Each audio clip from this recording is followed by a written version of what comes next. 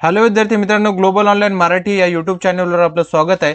जसं की आज आपली परीक्षा झाली आहे, तर त्यासाठी आन्सर की आम्ही घेऊन आलो आहे। तर हा आपला जो सेट आहे तो सी आहे, आपण इथे बघू शकता। तर या व्हिडिओमध्ये मी फक्त तुम्हाला आन्सर की सांगणार आहे, त्याचं एक्सप्लेनेशन आपण थोडं थोडं बघू। तर फास्ट मध्ये आपण आन्सर की बघू, तर बहुतेक लोकांना अशी उत्सुकता असते की मला किती मार्क पडले, म्हणून आपण फक्त आन्सर की इथे बघू। पूर्ण डिटेल सोल्युशन आपण आज रात्री उशिरा किंवा उद्या सकाळी आम्ही डिटेल सोल्युशन अपलोड करू। तर दुसरी गोष्ट म्हणजे आणखीन एक गोष्ट मी तुम्हाला सांगू इच्छितो की ह्या सर्व जे उत्तर आम्ही देऊ, तर असं समजू नका की हेच फायनल आहेत, पण कमीत कमी 90% आम्ही बरोबर तुम्हाला खात्री देऊ शकतो। तर बाकी जे 10% आहे, तर त्यानुसार काही प्रश्न असे असतात, काही चुकीचे प्रश्न असतात, काही प्रश्नांचे 2 ऑप्शन बरोबर असू शकतात। तर असे प्रॉब्लेम नक्कीच असतात दरवेळेस परीक्षेत। 5 ते 4 ते 5 प्रश्न जे असतात ते आपल्या मेन परीक्षेत सुद्धा त्याचा गोंधळ असतो। तर त्यामुळं असं समजू नका की सरांचे आम्ही आमची मार्क जी आन्सर की तुम्ही बघितले यामुळे तुम्हाला इतके मार्क पडले। तर चांगले मार्क पडले तर वेल अँड गुड, तर त्यामुळे तुम्हाला चांगलेच मार्क पडतील। जर कमी पडतात तर असं समजू नका की फारच कमी पडतात, तर असं पण होऊ शकतं की तुमचे 4-5 प्रश्न इकडे तिकडे होऊ शकतात। तर हे मी सांगू इच्छितो। तर चला आपण सुरू करूया। तर पहिला जो प्रश्न होता तर तो होता, consider A road map of a city having A 5 approach road from other places. तर 10 junctions and no internal road has a dead end. तर every junction except one is associated with 4 roads. If n number of roads are associated with remaining junction, then which of the following is the impossible for n? तर इथे यांनी विचारलंय की कुठली जी एखादी शक्यता आहे ती कुठली अशक्य आहे। तर याचं जे करेक्ट आन्सर आहे तर ते आहे सी, म्हणजे 6। क्वेश्चन 1 चं जे आन्सर आहे तर ते असेल 6। आता आपण पुढे जाऊ। जसं मी सांगितलं की मॅथ्सचे तर मी काही सांगणार नाही, फक्त आन्सर मी तुम्हाला सांगणार आहे। पुढे आपण जे बाकी जे युनिट असतात 7 युनिट, त्याचं मी तुम्हाला एक्सप्लेनेशन पण सांगेल। तर दुसरा प्रश्न होता, an honest person somehow guaranteed to two different persons x and y individually to hand over complete amount available in his unique purse. In which way a situation he will fulfill his assurance given to x and y at one and the same time? तर हा प्रश्नाचं जे correct answer आहे ते आहे, याचं answer जे आहे ते A, if there is no money in his purse. तर त्याच्या पर्समध्ये काहीच रक्कम नसताना एका प्रामाणिक व्यक्तीने चुकून 2 व्यक्तींना त्यांच्या पर्स मधील असलेली सर्व रक्कम प्रत्येकाला देण्याचे कबूल केले। कोणत्याही परिस्थितीत किंवा काय केल्याने त्याने दिलेले तो वचन तो पाळू शकतो। तर ज्यावेळेस त्याच्याकडे काहीच पैसा नसेल त्यावेळेसच तो वर जी दिलेली शक्यता आहे ती पूर्ण होऊ शकते। तर दुसऱ्याचं जे आन्सर आहे ते 2A। आता आपण तिसऱ्या प्रश्नाकडे वळूया। तिसरा प्रश्न आहे, 12 वाजल्यानंतर किती कालावधीत घड्याळाचा तास काटा व मिनिट काटा एकरूप होतील? म्हणजे immediately after 12 o'clock at what time duration both minute hand and the hour hand of watch exactly overlaps? तर याचं जे करेक्ट आन्सर आहे तर ते 1 तास व 5 मिनिटांनंतर, 1 तास 5 मिनिटांनंतर व 1 तास 6 मिनिटा अगोदर, हे याचं जे करेक्ट आन्सर आहे, म्हणजे सी 3 चं जे आन्सर असेल ते काय असेल 3। आता आपण चौथ्या प्रश्नाकडे वळूया। As a price of a book is reduced by 20%, then its consumption is increased by 25%, and how much percentage difference is there in the previous income? तर इथे विचारले की एका पुस्तकाची शेकडा किंमत 20 ने कमी केल्यास त्याचा खप 25% ने वाढलेला आहे, तर पूर्वीच्या उत्पन्नात शेकडा कितीने फरक पडला? तर याचं जे करेक्ट आन्सर आहे ते आहे, शेकडा जो फरक पडलेला आहे तो काहीही फरक पडलेला नाही। याचं जे करेक्ट आन्सर असेल ते डी। आता आपण पुढचा प्रश्न बघू। पुढचा प्रश्न आहे 5वा प्रश्न, the percentage profit earn by selling an item for 2120 म्हणजे 2120 is the same as a percentage lost incurred by the selling the same item for 1480 at the same price. At what price should the item be sold to get 20% price? तर एक वस्तू 2120 रुपयाने विकल्याने मिळणारा शेकडा नफा व तीच वस्तू 1480 ने विकल्याने होणारा तोटा सारखाच असतो, तर ती वस्तू किती किमतीस विकल्यास 20% नफा होईल? तर याचं जे करेक्ट आन्सर आहे 5 ते आहे 5A। हे लक्षात घ्या, 5A हे याचं करेक्ट आन्सर आहे। आता आपण पुढचा प्रश्न बघू 6वा। Arrange the following terms in the meaningful logical order indicating the correct order. तर त्यांनी दिले दारिद्र्य, लोकसंख्या, मृत्यू, बेरोजगारी आणि आजार। तर याचं जे करेक्ट हे आहे तर तो आन्सर आहे बी. पहिलं जे आहे लोकसंख्येमुळे लोकसंख्या वाढली की अनएम्प्लॉयमेंट वाढते, राईट. त्यानंतर अनएम्प्लॉयमेंट वाढली की काय होतं, दारिद्र्य वाढते. त्यानंतर काय होतं, दारिद्र्य आलं की नवीन नवीन रोग येतात, राईट. आणि त्यानंतर शेवटी जे असतं नवीन रोग आले, नवीन साथीचे आजार आले तर काय होतं, डेथ होते. तर याचं करेक्ट आन्सर काय असेल, बी. हा, 6व्याचा answer B. If QT excel in a code means OPTG, then in the same code what does GKNS would mean. तर जर एका संकेताच्या आधारे QT excel चे रूपांतर OPTG असे होत असेल तर त्याच संकेताच्या आधारे GKNS चे रूपांतर काय असेल. तर याचं जे करेक्ट आन्सर आहे तर ते आहे सी. आता मी सोडवत बसत नाही कारण आपला व्हिडिओ खूप लांब होऊन जाईल. तर त्याचं जे करेक्ट आन्सर तुम्ही चेक करा. जर तुम्हाला काही प्रश्नाचं डाऊट असेल तर ते कमेंटमध्ये तुम्ही लिहा, आम्ही लगेच तिथे रिप्लाय देऊ. तुम्हाला प्रत्येक प्रश्नाला ज्या ज्या प्रश्नाचं डाऊट आहे तिथे फक्त लिहा सर प्रश्न नंबर 7 आणि त्याचं ऍटलिस्ट पहिली ओळ लिहिण्याचा तुम्ही प्रयत्न करा. म्हणजे दुसरी कुठली आन्सर क्वेश्चन पेपरचा तुमचा टाईप असला तरी पण आम्ही तिथे क्वेश्चन बघून रिप्लाय देऊ शकतो. तर प्रत्येकाला आम्ही रिप्लाय देऊ, ठीक आहे. तर आपण पुढच्या प्रश्नाकडे जाऊ. 8. बोर्नविटा पाण्याबरोबर पिल्याने शक्ती येते, कॉम्प्लॅन पाण्याबरोबर पिल्याने शक्ती येते, दूध पाण्याबरोबर पिल्याने शक्ती येते, म्हणून पाणी पिल्याने शक्ती येते, हे कशाचे उदाहरण आहे. तर हे जे उदाहरण आहे आठवं जे आहे तर त्याचं उपमान, राईट. याचं जे उदाहरण आहे ते कंपॅरिझन, राईट. इथे बघा काही लोक फॅलासी पण म्हणतील, पण जे आमचं जे करेक्ट आन्सर आहे ते आहे कंपॅरिझन, राईट. तर आपण पुढे जाऊ. Which of the following are the valid conclusion based on the statement. तर 2 स्टेटमेंट दिलेत. सर्व पक्षी पांढरे आहेत, सर्व पोपट पक्षी आहेत आणि निष्कर्ष त्यांनी काढलाय. एक, काही पक्षी पांढरे आहेत, काही पोपट पांढरे आहेत आणि सर्व पोपट हिरवे आहेत. निष्कर्ष 4 काय तर काही पक्षी पांढरे नाहीत. तर आपले जो करेक्ट आन्सर आहे या क्वेश्चनचा तर तो फक्त जे करेक्ट निष्कर्ष जे आहे ते फक्त 1 आणि 2 म्हणजे काही पक्षी पांढरे आहेत आणि काही पोपट पांढरे आहे, हेच फक्त निष्कर्ष यावरून आपण काढू शकतो. तर करेक्ट आन्सर काय असेल, ए. 9चं जे करेक्ट आन्सर असेल ते असेल ए. आता आपण 10व्या प्रश्नाकडे जाऊया. खालीलपैकी कोणती आकृती दिलेल्या 3 संकल्पनांमधील संबंध बरोबर दाखवते. तर आपल्याला वेन डायग्रामचं इथं क्वेश्चन विचारलाय 10वा. तर इथे ॲथलीट, वुमन अँड मदर, तर वैयक्तिक खेळाडू, स्त्रिया आणि माता, तर यांचं जे तर कुठली वेन डायग्राम ही बरोबर आहे हे तर आपल्याला सांगायचं आहे. तर करेक्ट जे एक्सप्लेनेशन आहे तर त्याचं जे बी आहे, right. Athlete, woman and mother, तर हे काय असेल, बी. तर 10चं जे करेक्ट आन्सर असेल ते असेल बी. आता आपण पुढच्या प्रश्नाकडे जाऊया. पुढचं आता क्वेश्चन 11 आणि 12 साठी त्यांनी आपल्याला एक आकृती दिली, त्यावरनं आपल्याला पुढील आकृतीमधील एका विशिष्ट महाविद्यालयातील उत्तीर्ण व अनुत्तीर्ण विद्यार्थ्यांच्या 2012 ते 2015 या वर्षामधील आकडेवारी दाखवलेली आहे. तर ही आकडेवारी आपल्याला इथे दिसत असेल. आपल्याकडे पण क्वेश्चन पेपर असेल तर तुम्ही बघून घ्या. तर फेल्ड म्हणजे अनुत्तीर्ण आणि पास्ट यांची जी आकडेवारी आहे त्यावरनं त्यांनी आपल्याला विचारलंय की in which year the percentage of passing students was maximum. तर 11चे जे करेक्ट आन्सर आहे तर ते आहे डी, 2015. 2015व्या साली सगळ्यात जास्त उत्तीर्ण होणाऱ्या विद्यार्थ्यांची टक्केवारी सगळ्यात जास्त होती 2015ला. तर 2012 ते 15 या सर्व वर्षाची एकत्रितरित्या परीक्षेत उत्तीर्ण होण्याची टक्केवारी इथे यांनी ॲव्हरेज विचारलंय. तर याचं जे ॲव्हरेज आहे ते 60% आहे. ती एकत्रितरित्या जी टक्केवारी आहे ती आहे 60.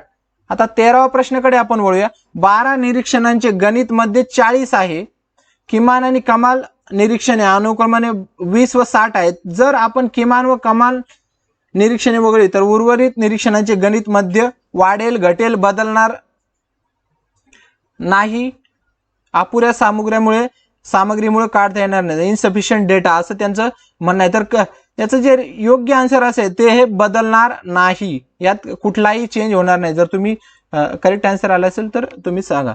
आता आपण 14 आणि 15 साठी त्यांनी एक आपल्याला छोटासा हे दिलंय इन्फॉर्मेशन, त्यावरून आपल्याला 14वा आणि 15व्याची आन्सर द्यायचं. तर out of 80 players 35 play cricket, 42 play hockey, 25 play football, 8 play both cricket and hockey, 10 play both cricket and football, 7 play both hockey and football, and 3 play all 3 games. तर यातनं आपल्याला काय म्हणायचं विचारले, how many players are playing only one game. तर 14व्या प्रश्नाचं जे उत्तर आहे, तर किती लोक फक्त 61 लोक फक्त एक गेम खेळतात. हे लक्षात घ्या, किती 61 लोक फक्त एकच गेम खेळतात.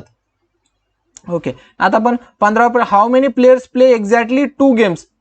राईट, तर 15व्या प्रश्नाचं जे उत्तर आहे, तर एक्झॅक्टली 2 गेम किती लोक खेळतात, 16 लोक 2 गेम खेळतात. तर हे झाले आपले डाटा, मॅथमॅटिकल आणि लॉजिकल, हे 3 याचे आपण बघा. याचे जे उत्तर आहे तर उद्याच्या व्हिडिओमध्ये किंवा आज रात्री आपण हे सर्व सोडवून तुम्हाला देऊ. तर आपण फटाफट या पुढच्या प्रश्नाकडे जाऊ. आता जो पुढचा प्रश्न होता तो होता हायर एज्युकेशन मधनं होता. तर 16वा जो आहे तर अर्नेट. अर्नेट जे काय आहे तर educational research and network, D. अर्नेटचा जो फुल फॉर्म आहे, हा काय फार अवघड प्रश्न नव्हता. नंतर who help late prime minister Rajiv Gandhi in revise. 17व्या प्रश्नाचं उत्तर आपण बघूया. राजीव गांधींचं जो कार्यकाल होता त्या काळात त्यांना सॅम पित्रोदा हे जे होते त्यांचे जे एज्युकेशन मिनिस्टर होते, तर यांनी हेल्प केली आहे. तर हे लक्षात घ्या, हे काही फार अवघड प्रश्न नाहीये. आणि which among the following is the basically instant messenger. तर आपण बघितलं इंस्टाग्राम, फेसबुक आणि ट्विटर हे काय सोशल मीडिया आहे, यांच्याकडे मेसेंजर असतो, मेसेज करू शकता, पण हे सोशल मीडियाचा एक आहे. आणि व्हॉट्सअप जो आहे तर तो इन्स्टंट मेसेंजर आहे. तर हा पण सोपा प्रश्न होता. 18चा प्रश्न असेल डी. आता आपण सारथी हे जे वेब पोर्टल आहे तर हे कुणाचं आहे, तर हे ministry of road transport and highways. तर यांचं जे सारथी हे पुढीलपैकी कोणते संकेतस्थळ कोणाचे आहे असं विचारले, तर जे रस्ते वाहतूक आपले जे मंत्री नितीन गडकरी जे आहे तर त्यांच्या थ्रू हे चालवलं जातं. BYOD, तर bring your own device. Right, हा BYOD in the contest of digital initiative in higher education India is bring your own device. तर 20चं काय असेल सी. 20चं काय असेल सी. आता आपण 21वा प्रश्न बघू. Presence of E coli in water. तर याचं जे ई कोलायचं काय ऑइल वगैरे याच्याशी काही संबंध नसतो. तर त्याचं जे आपलं जे फिकल मॅटर जे असतं किंवा सेवेज मलमूत्र जे म्हणतो ते जर ही बॅक्टेरिया आढळली तर त्यामुळे आपण हे डिटेक्ट करू शकतो की पाण्यात जे आहे तर मलमूत्र जास्त आहे. तर 21चं प्रश्नाचं उत्तर काय असेल 21A. आता आपण 22 जो बघू, तर 22 हा प्रश्न तुम्ही जर बघितला असेल, मी जो एक 600 प्रश्नाचा जो व्हिडिओ केलाय त्यात याचं जे उत्तर तुम्हाला दिलेलं आहे, तर रात्रीच्या वेळी किती रात्रीच्या वेळी किती मॅक्सिमम लिमिट किती पाहिजे, तर त्यांनी दिवसा विचारलंय. तर दिवसा जो असेल तो 55 आहे. तर त्या 600 प्रश्नामध्ये हा प्रश्न डायरेक्ट मी तिथं उत्तर दिलेलं आहे, तुम्ही बघू शकता. त्यानंतर याचं जे आन्सर आता 22चं बी. राईट, सगळ्यांचं कन्फर्म झालं असेल. तर to regulate and control the transboundary movement of hazardous waste. हा प्रश्न सुद्धा आपल्या 600 प्रश्नाचा जो व्हिडिओ आहे तो व्हिडिओ तिथे इंटरनेटवर आहे. मी काय इथे तुम्हाला काय म्हणतो आपण, मी जास्त अतिशयोक्ती करत नाही, तो व्हिडिओ तिथे आहे, तुम्ही बघू शकता. तर जे हॅझार्डस वेस्टचं जे मुवमेंट आहे हे जर कधी पण आलं तर लक्षात घ्या बेसल कन्व्हेक्शन तुम्हाला लिहायचं असतं. तर त्याचं करेक्ट आन्सर असेल 23A.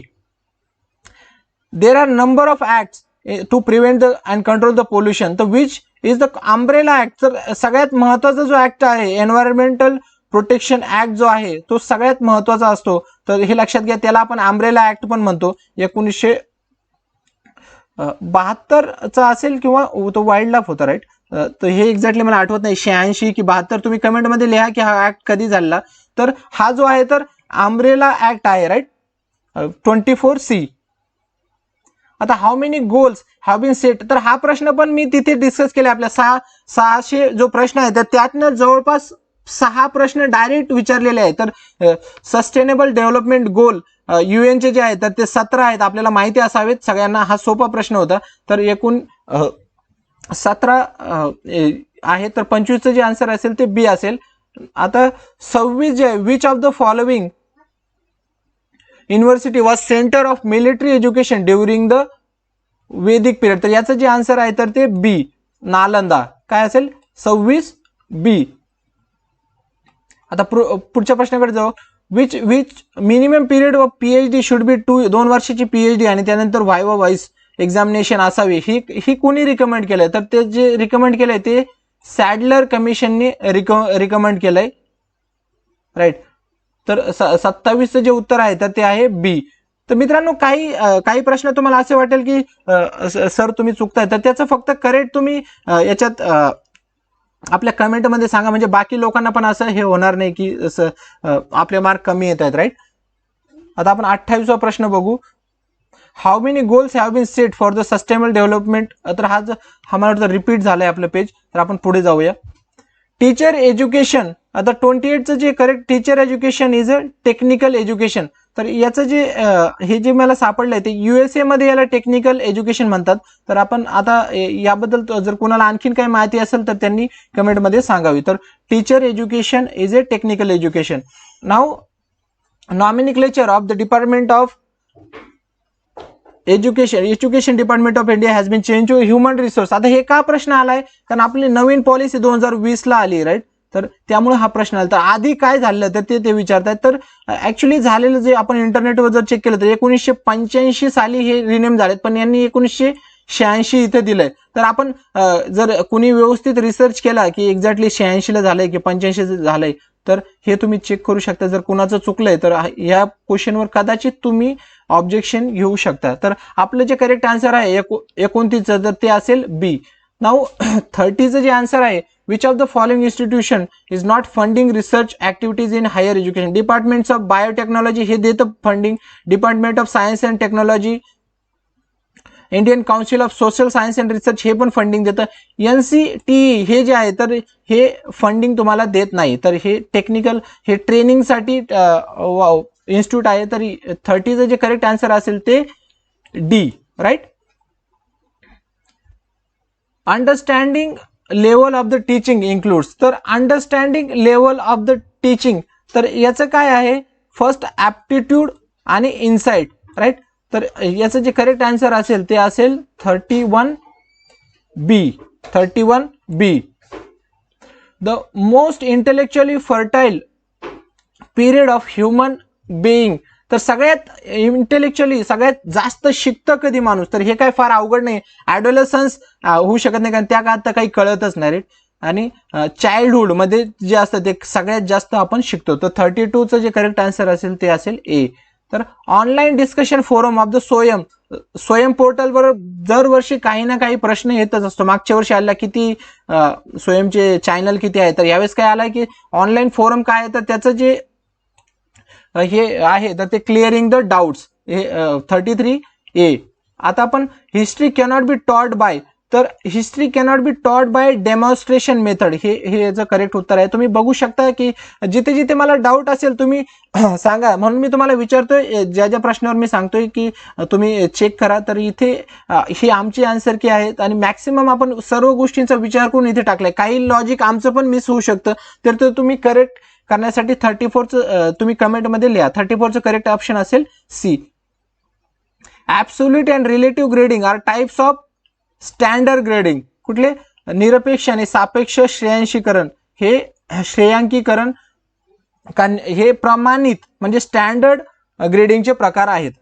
आता आपण most essential quality of a researcher, तर याच्या दोन खूप 36वा प्रश्न आहे, याचे दोन ऑप्शन खूप जवळ असतात की genuine interest in the research. पहिला गोष्ट म्हणजे रिसर्च मोस्ट इसेन्शियल, समजा मास्टरी ओव्हर ओन सब्जेक्ट, त्याला ज्ञान तर हवंच आहे, हे तर ते मॅन्डेटरीच आहे, पण जर त्याचा इंटरेस्टच नसला तर तो रिसर्च करेल का, हाही एक प्रश्न असेल.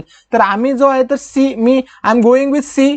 काही लोकांनी डी पण लिहिलं असेल तर कदाचित त्यांना पण you to have a chance, right. तर 36चं जे करेक्ट आन्सर असेल ते C. Recording a reflective note in a qualitative research is called memoing. काय, recording a reflective notes in the qualitative, गुणात्मक संशोधनात चिंतनशील टिपाच्या नोंदी करणे, यास टिप्पण काढणे. आता हे काय, मराठीत जर प्रश्न वाचला असेल तर सोपंच गेलं आणि इंग्लिशमध्ये थोडं अवघड दिसत होतं, पण मराठीत काय, टिप्पण काढणे हे त्याचं करेक्ट होतं. आता 38वा प्रश्न आपण बघू. The variable academic achievement will be measured on. तर शैक्षणिक संपादन हे चल डॅश डॅश श्रेणीवर मोजलं जाईल. तर याचं जे करेक्ट आन्सर आहे ते ऑर्डिनल, क्रमांकन, हे त्याचं करेक्ट आन्सर असेल. आता 19वा, if a frequency distribution has some extreme scores then appropriate measure of central tendency will be. जर वारंवारिता वितरणामध्ये काही टोकांचे प्राप्तांक असतील तर केंद्रीय प्रवृत्तीचे योग्य परिणाम डॅश डॅश टिंब हे असेल. तर 39व्या प्रश्नाचं जे उत्तर असेल ते असेल मेडियन. दरवर्षी याच्यावर प्रश्न येतो मीन मीडियन मोड, तर हे आपण व्यवस्थित करायलाच हवं. तर याचं 39चं जे करेक्ट उत्तर आहे तर ते आहे B. Research paper is based on, तर मित्रांनो इथे research paper is based on काय, primary data and secondary data, तर हे त्याचं करेक्ट आन्सर असेल सी. 40चं जे करेक्ट आन्सर असेल ते असेल सी. आता 41वा प्रश्न जो आहे तर तो पॅसेज आहे मराठी आणि इंग्लिश या दोन्ही भाषेमध्ये तुम्हाला जे सोपं वाटतं ते तुम्ही तुमच्या हिशोबाने करू शकता. आता हा पॅसेज मी वाचून काढत नाही, डायरेक्ट आपण पॅसेजच्या प्रश्नाकडे जाऊया. तर पॅसेजचा पहिला प्रश्न म्हणजे पहिला प्रश्न काय, this passage says that early instrument for measuring the earthquake were, तर अर्थक्वेक जे सुरुवातीचे जे इन्स्ट्रुमेंट होते तर ते काय, म्हणजे मी मराठीत सांगतोय, सॉरी इंग्लिशमध्ये सांगतोय, मराठीतलं पण तुम्ही बघू शकता. तर ते काय इतके सेन्सिटिव्ह नव्हते, राईट. तर त्यांची जी दे वर नॉट व्हेरी सेन्सिटिव्ह, ठीक आहे. तर 41C. आणि the author says that it was necessary to invent instrument to observe an earthquake because, तर याचं जे करेक्ट आन्सर असेल ते असेल B. Earthquake comes all of sudden like a thief, तर हे ते म्हणजे अर्थक्वेक एक सडन येऊन जातं. आणि 42 मध्ये पण मराठीत जर तुम्ही चेक केलं तर दोन्ही पाश्चिमात्य राष्ट्र बकाळ आणि भयग्रस्त जीवन जगत असतात, तर हे चुकीचं आहे, कारण त्यांची वाङ्मय निर्मिती नेहमी राष्ट्रसंघाला प्रोत्साहन देते. तर उलट आहे, वाङ्मय निर्मिती ही राष्ट्रसंघाला प्रोत्साहन नाही देत, तर जे राष्ट्रसंघर्षामुळे वाङ्मय निर्मिती झाली असं त्या पॅसेजमध्ये सांगितलं. तर संपूर्ण विधान जे आहे तर चूक आहे. तर 42 चे जे करेक्ट आन्सर असेल ते बी असेल. आणि 43 मध्ये the earlier device consisting of rods was replaced because it failed to measure the direction, तर ते खाली पडल्यामुळे काय व्हायचं, ते दोन जिथं पॅसेजमध्ये काय म्हटलंय की रॉडनी बनलेलं, रॉडवर टेबल असायचा आणि एक माणूस त्याला बघण्यासाठी असायचा. ते ज्यावेळेस भूकंप यायचा तर ते पडून जायचे, तर ते माणूस झोपलेला असल्यामुळे तर काय व्हायचं, ती कुठल्या डायरेक्शनला पडले ते काही कळत नव्हतं, त्यामुळे अर्थक्वेकचं डायरेक्शन येत नव्हतं. तर मराठीत काय असेल, हिंदुत्व निष्ठा, राईट. मराठी संस्कृतीचे वैशिष्ट्य म्हणजे हिंदुत्व निष्ठा. आणि everyday observation mention in the passage is related to हे काय, tendency of a standing person to fall when bus or train move suddenly. तर संस्कृती संघर्षात वाङ्मय निर्मितीची प्रेरणा कशात आहे, तर ती आहे संस्कृती संघर्षात. आता आपण 45व्या प्रश्नाकडे बघू. According to the passage meaning of the word slumber, slumber म्हणजे काय, गाढ झोप किंवा असं तसं म्हणता येणार नाही त्याला. ऍक्च्युली स्लंबर म्हणजे in a state of a slumber म्हणजे इथे जो त्याचा अर्थ लागला तो आहे स्लीप. तर वाङ्मय आणि संस्कृती मराठीत जर 45चा जो करेक्ट आन्सर असेल तो बी. अकॉर्डिंग टू न्यूकॉम, तर model of communication which is not important, तर न्यूकॉमचं मॉडेल जर तुम्ही बघितलं, सेंडर, रिसिव्हर आणि कंटेंट हे महत्वाचं आहे. तर मीडियाला त्यांनी फारसा फरक दिला नाही, तर करेक्ट आन्सर काय असेल सी, राईट. माध्यम हे त्याचं करेक्ट आन्सर आहे, म्हणजे त्याला न्यूकॉमच्या मते संप्रेषण चक्रामध्ये माध्यमाला तितका महत्व नसतं, तर ते न्यूकॉमचं मत आहे, तुम्ही पण चेक करू शकता. What is one of the most important factor to become the communication effective, तर इमिडिएट फीडबॅक जो असतो, त्वरित प्रत्याभरण हे महत्वाचं आहे. तर करेक्ट आन्सर 47चं जे असेल ते असेल डी.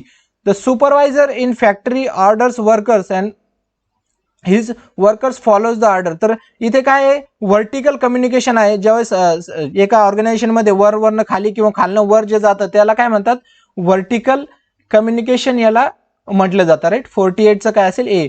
आता 49चं असेल unattentiveness of a receiver may affect, तर 49चं जे करेक्ट आन्सर असेल तर ते असेल effective communication, effectiveness of communication. तर आता इथे काही लोक म्हणतील मेसेज पण मे अफेक्ट द मेसेज, तर अल्टिमेटली मेसेज तर अफेक्ट होणारच आहे, मेसेज काय येतोय तर तो अफेक्ट होणारच आहे, पण अल्टिमेटली इफेक्टिव्ह कम्युनिकेशन. तर काही लोकांचं असं पण म्हणणं होऊ शकतं की मेसेज असेल, तर करेक्ट आन्सर काय असेल तर डी.